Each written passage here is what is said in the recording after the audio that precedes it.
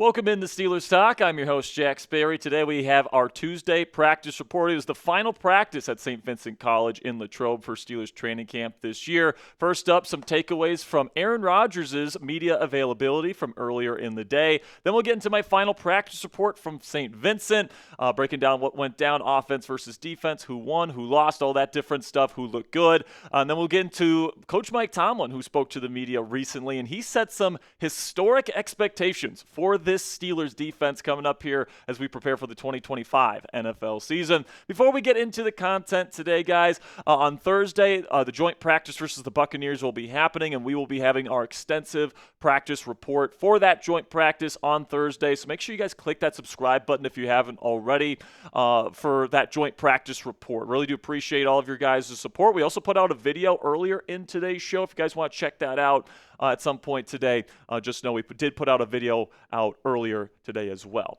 Then we'll get into our first topic of the day here, which is that quarterback Aaron Rodgers addressed the media in Latrobe before the final practice today, and I thought he had some very interesting things to say about the state of the Steelers offense and more. So let's start here with what Rodgers had to say about how he's feeling within Arthur Smith's offense as he leaves Latrobe. He says, "I think I'm playing a little bit better. I feel comfortable in the offense. DK and I have been getting on the same page a little bit more frequently, which helps. We've had some injuries. Obviously, Calvin's been out for a while, but it gives opportunities to other guys. I think Scotty's done a really nice job. He's made a lot of plays for us. I think Roman's starting to feel confident in what he's doing, and then I love the tight ends. We're getting a lot of production out of those guys." So listen, guys, at Steelers training camp, the offense has been getting better day by day, week by week, and Rodgers has looked better day by day and week by week. It has been a kind of a process to this point, but it's a process that you have to go through every single training camp, especially when you have a new quarterback, and especially when you go up against a defense as good as the Pittsburgh Steelers is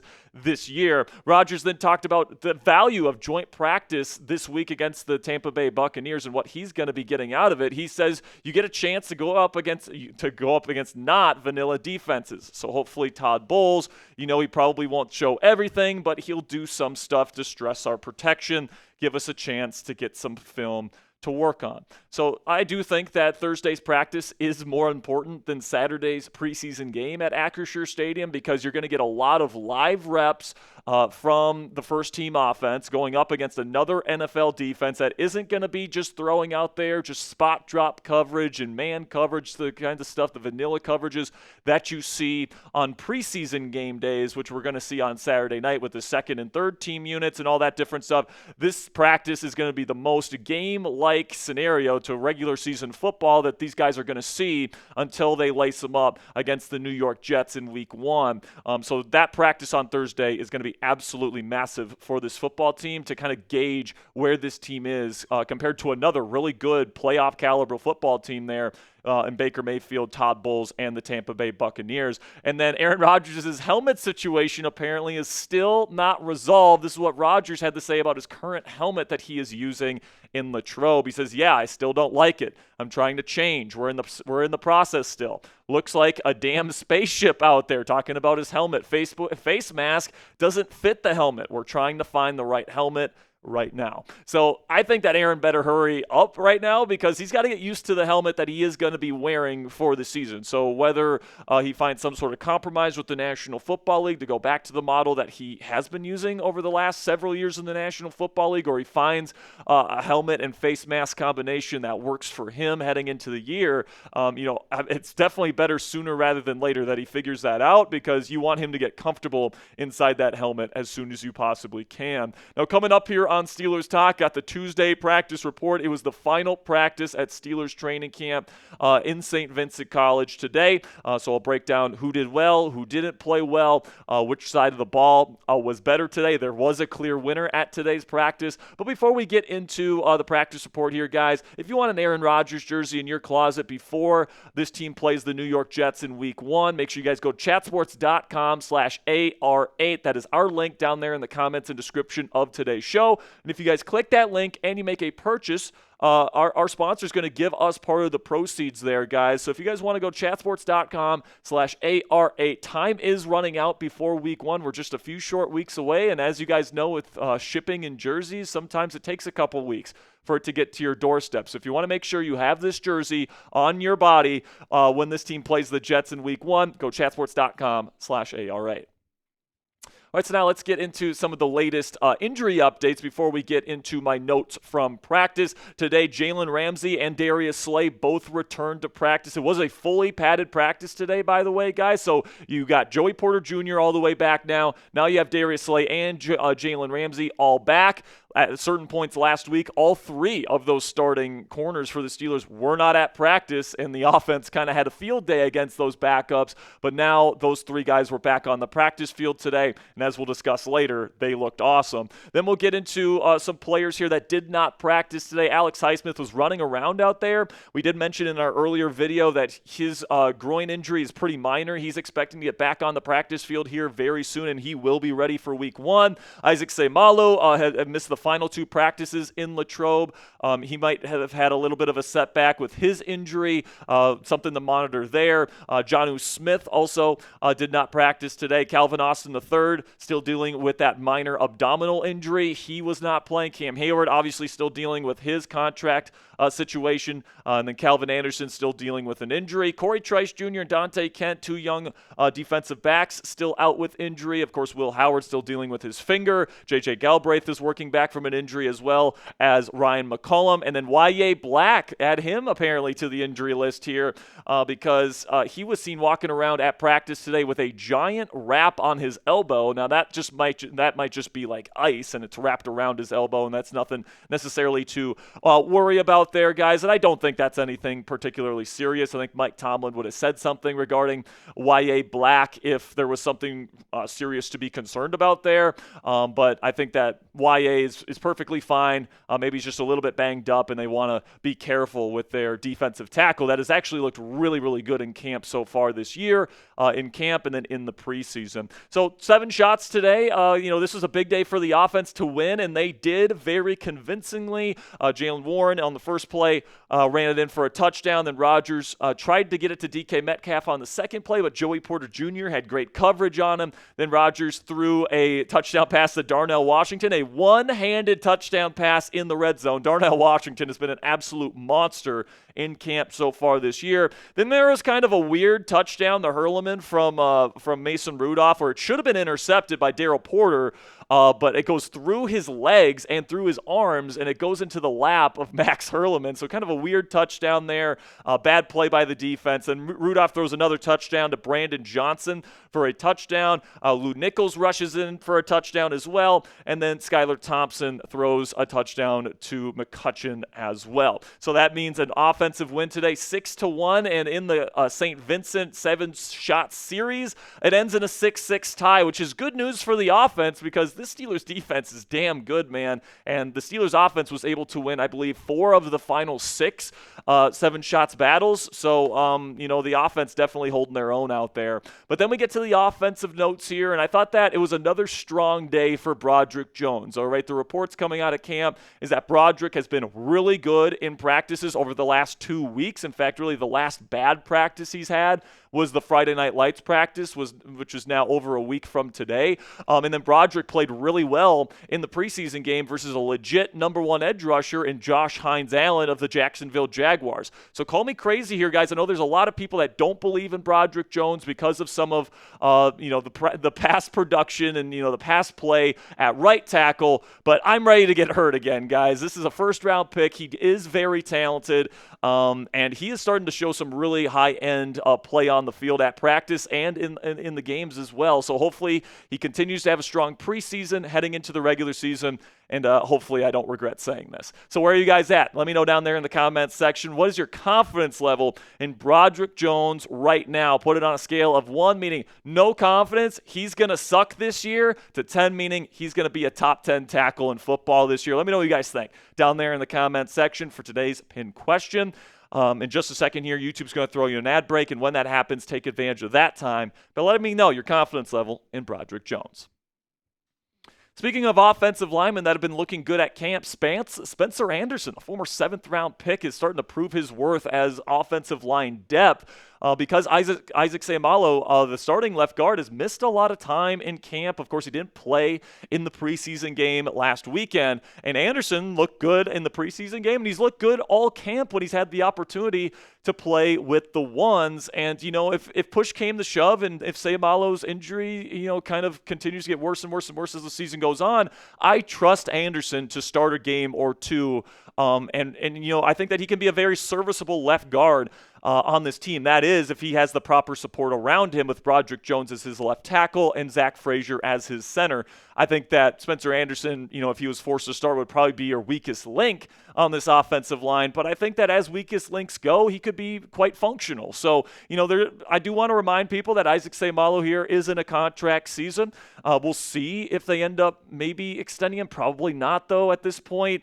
And then, do they believe in Spencer Anderson enough here? Somebody that's played a lot with this first team unit over especially the last 2 years. Do they trust him to take Seumalo's spot instead of bringing Seumalo back? He's getting older. He's in his 30s now. Do they maybe think about making Spencer Anderson the long-term answer at that left guard spot? It's certainly within the cards because I think that Anderson is really coming to his own as a player and could be a starter-capable player down the road for this offensive line.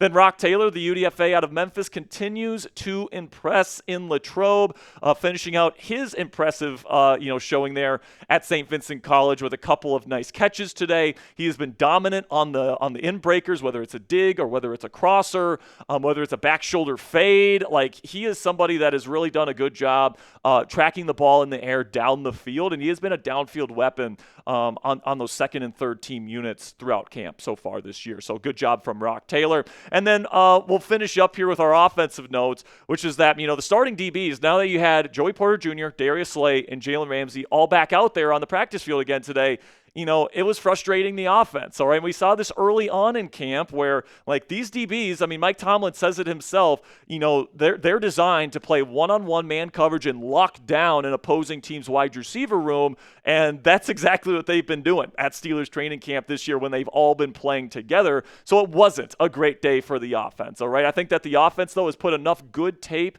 out there and has had enough good practices while some of these guys were maybe out a little bit dealing with their individual injuries. But Rodgers has overall looked a lot better over the last 2 weeks in Latrobe, so it's not something that I'm necessarily worried about. But Rodgers did kind of get cut on his calf today.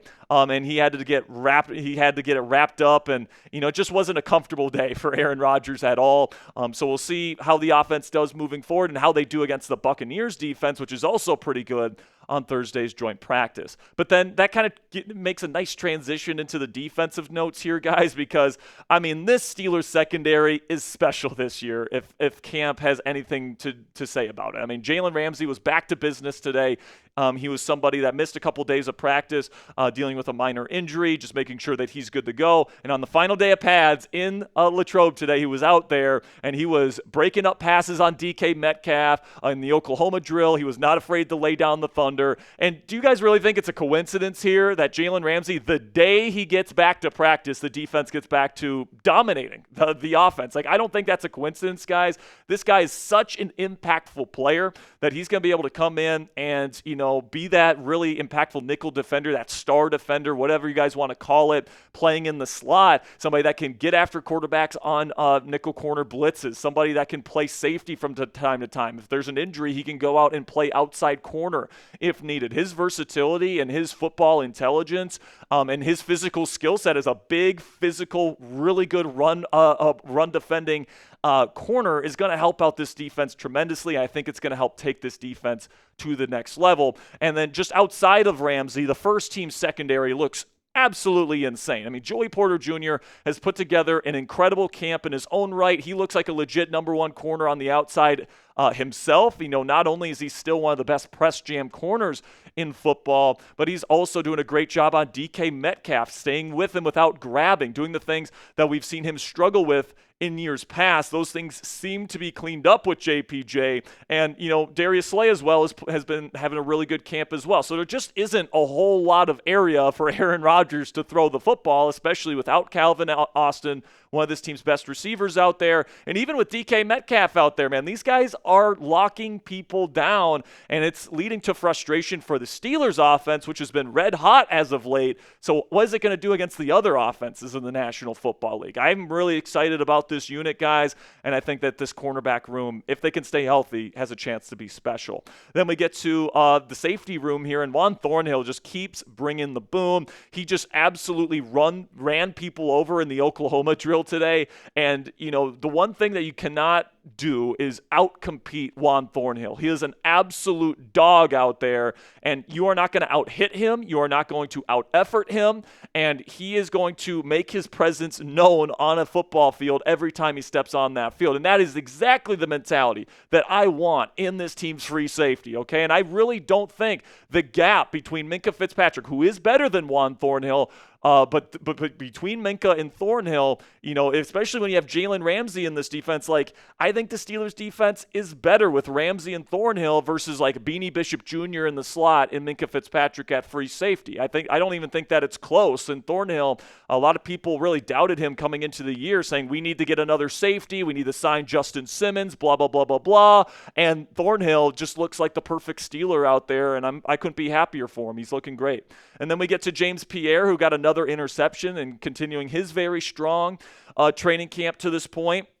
4 interceptions in camp so far, and Pierre is somebody that the Steelers coaching staff trusts. He's played a lot of football for this team in regular season games. He's had some nice plays. He's had a lot of bad plays too, but, he's somebody that I just can't see, at least not making the practice squad. He's just making too many plays out there, and honestly, especially with the Corey Trice Jr. situation being what it is, it wouldn't shock me if Pierre makes the final 53. Then we get to probably the defensive standout of the day outside of Jalen Ramsey, and that was Cole Holcomb, who had a pick 6 on Mason Rudolph today. He's looking great out there. I thought he looked pretty darn good in the preseason game as well. He's just a really good, fun, intelligent veteran that knows where he needs to be. And even though he had a year off of football, you couldn't tell that by watching the way this guy moves around the practice field and the way that he was moving around on the All-22 on Saturday night. And, I think that he has answered every question from an athletic standpoint. Maybe he's a little bit slower than he was before, but it's definitely not,